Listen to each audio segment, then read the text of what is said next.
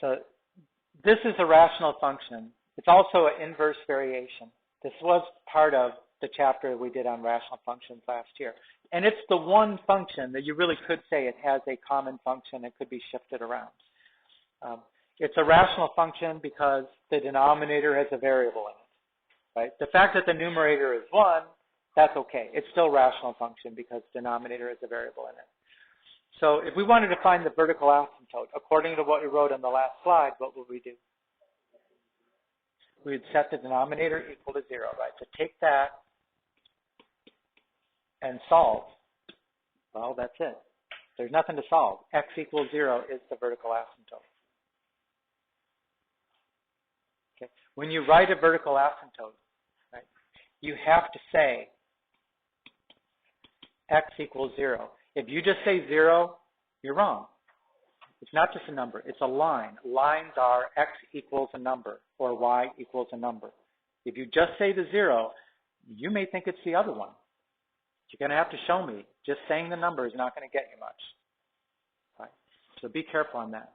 Now, that's just one part of the example 1. Trevor, what you got?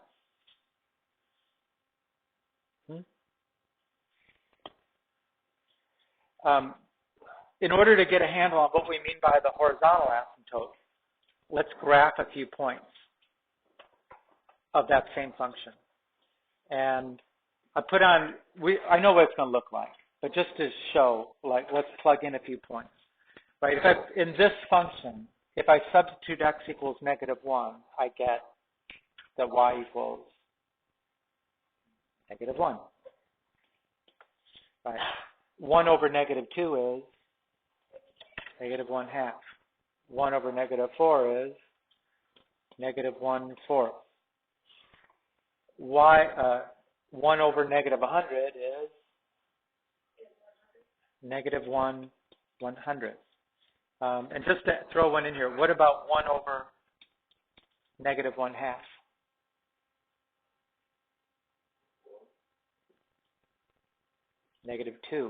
-2. 1 over -1/2. It's like 1 times 2 over 1, -2. So let's graph those 5 points. -1, 1, 2, 1, 2. Here, 1/2, 1/4, and 1/4. It's okay. And then this one is like 0.01, so it's really close, but it's still a little bit below the x-axis. And if I graph this point, -1/2, -2, I am here. So we can see the shape of this thing. We definitely see that it approaches the vertical asymptote without touching. Right? As these numbers get closer and closer and closer to 0, the number gets bigger and bigger and bigger in a negative direction. And as these numbers get bigger in a negative sense, then we get closer and closer and closer to the x-axis, but we never touch it. I mean, could you think of any number you could plug in here that would make f of x equal 0? No. What would you get if you put in 0? Undefined. You'd get the vertical asymptote, right? There's nothing you can plug in for x to make that fraction equal 0. So it's never going to touch the x-axis. Now, if I plot the same points for positive x's, I'm going to get 1, 1/2, 1/4, 1/100. Right. Exactly. So this is going to, and I'll put in the positive 1/2, which gives me +2. And so it just looks, it's a mirror image. It's an odd function, right? So whatever I get in quadrant 1, I get in quadrant 3.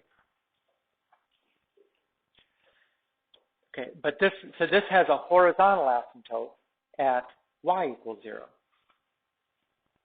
So I could sketch that in.